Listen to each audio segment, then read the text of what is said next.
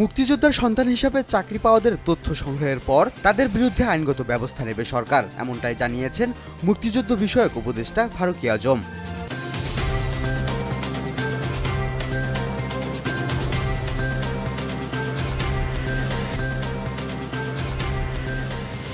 শেখ হাসিনাকে ফেরত চাওয়ার ব্যাপারে ভারত ইতিবাচক সাড়া দেয়নি, প্রয়োজনে আন্তর্জাতিক সহযোগিতা নেওয়া হতে পারে বলে জানিয়েছেন পররাষ্ট্র উপদেষ্টা।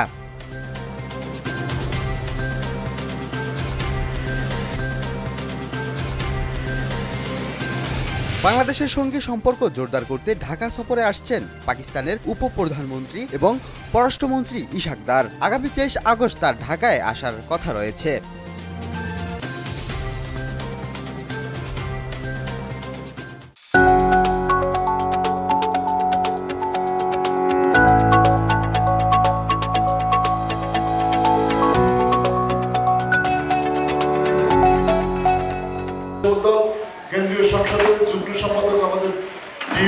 স্বৈরাচারের পতন হলেও ষড়যন্ত্র থেমে নেই বলে দাবি করেছেন স্বেচ্ছাসেবক দলের কেন্দ্রীয় সভাপতি এস.এম. জিলানী।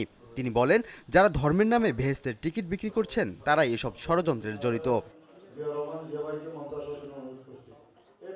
চট্টগ্রামের মুরাদপুর এলজিইডি ভবন অডিটোরিয়ামে স্বেচ্ছাসেবক দলের তৃণমূল পর্যায়ের নেতাকর্মীদের সঙ্গে আয়োজিত মত বিনিময় সভায় এসব কথা বলেন তিনি। এছাড়াও বলেন, পিছনের দরজা দিয়ে কিংবা অবৈধভাবে ক্ষমতা দখল করতে চায় না বিএনপি। এ সময় উপস্থিত ছিলেন চট্টগ্রাম মহানগর স্বেচ্ছাসেবক দলের আহ্বায়ক বেলায়েত হোসেন বুলু, সদস্য সচিব ইঞ্জিনিয়ার জমির উদ্দিন নাহিদ সহ অনেকে।